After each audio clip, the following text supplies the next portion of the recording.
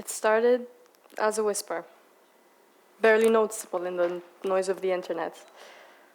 Then it grew, slipping into studios, crawling into our compositions, and quietly working behind us, calling itself just an assistant.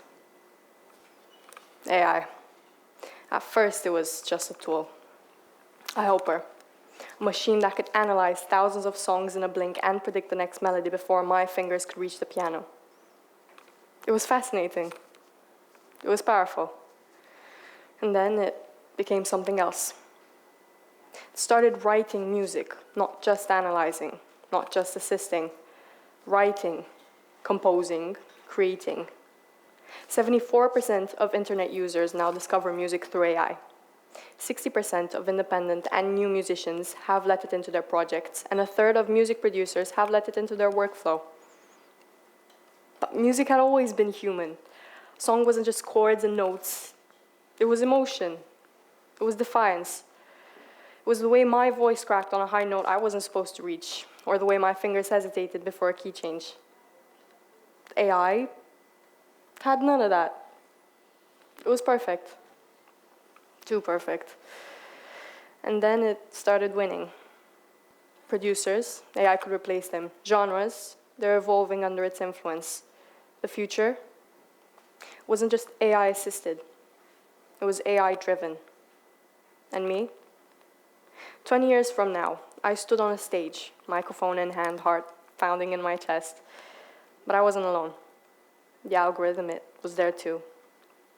It wasn't a person, but it might as well have been. It had already taken over the industry with its ability to perform without ever getting tired. Its perfect melodies, perfect voices, perfect music. But perfection isn't the same as feeling. And that's why I was there. The music started. The algorithm sang first. Its voice was smooth and flawless. Then I took a breath and let my voice rise. It wasn't perfect, but it was real. It was me. Every note carried something the machine could never understand. The crowd listened, and in that moment, they knew the difference. Technology wasn't the enemy. It was a tool, a wild thing that needed to be tamed, not feared. Left unchecked, it could take over, but in the right hands, it could make something even greater. As my last note faded, the room erupted in applause. Not for the machine, but for me. I smiled. The algorithm, it had won many battles, but that night, I had won the war.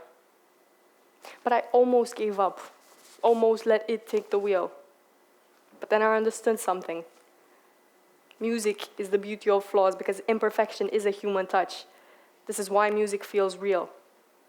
Imagine a world where you can hear colors, just like the first cyborg artist, Neil Harbison, who has an antenna implanted in his brain that transforms colors into sound frequencies.